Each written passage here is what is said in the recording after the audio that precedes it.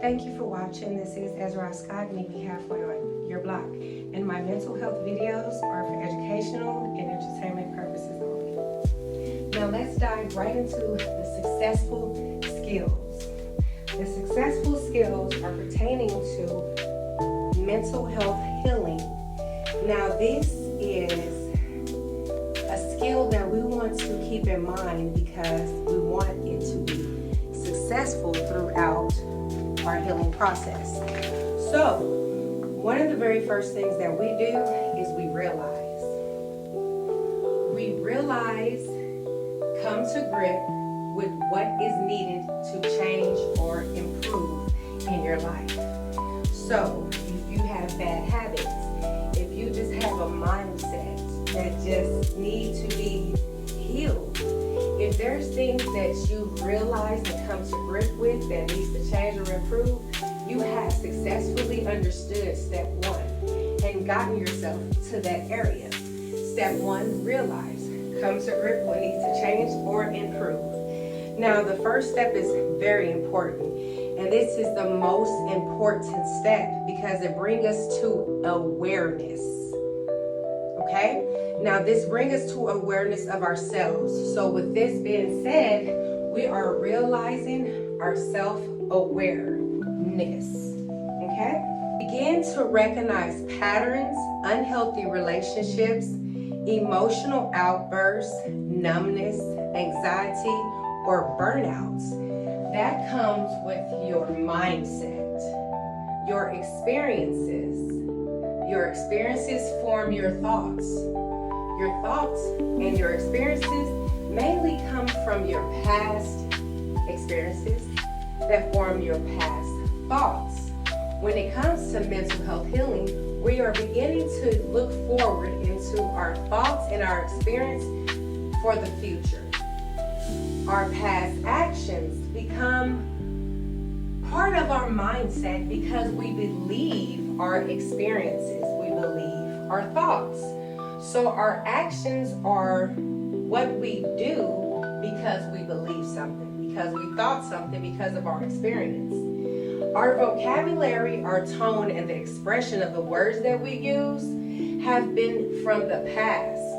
Now with mental health healing, we are looking forward to the future, and we are using a different vocabulary, we are using a different tone, and a different expression.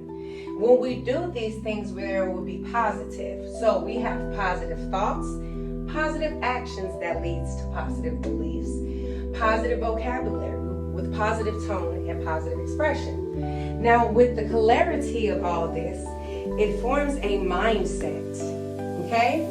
And with that mindset, you tend to become in that world of what you know, what you do, and what you believe. Now with the mental health healing, we want to elevate. And when we elevate, we will elevate our vocabulary, we will elevate our actions, we will elevate our thoughts, we will elevate our mindsets. Okay? We begin to elevate by manifesting.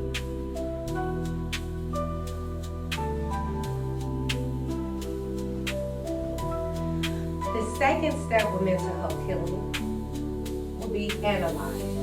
When we analyze, we look within ourselves. The parts that break down us analyzing and looking within ourselves will be to learn, to study, and to examine. And we would do this because this helps us find our triggers. This helps us find the emotion and action. This helps us find the root cause. When we learn our triggers. We learn our emotions and our actions. We learn the root cause. In analyzing, we study, and we begin to study our triggers. We study our emotions, our actions. We study our root causes because these are things that are skills that we use, successful skills. We begin to use these skills to analyze ourselves because we're self-aware. And when we become self-aware, we become a person who manifests, When we manifest things, we want it to lead to a desirable result, to something that is positive because we are elevating.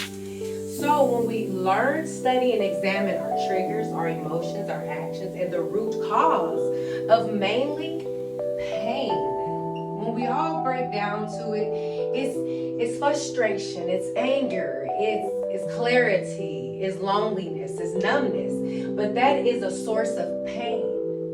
So when we're breaking down the values of our trigger, is it really a trigger anymore? When we break down the strength of emotion in our action, how much strength does it actually give us? When we challenge our triggers, emotion, and the root cause of what is the pain, then you get a clarity of what your true value is in life because you're manifesting positive. You're learning, you're studying, you're examining yourself because we're finding out what our triggers are, what our strength is. If we're going to use our strengths to be rationally emotion and act in a certain way where the pain no longer has a hold on us, then we begin to challenge ourselves.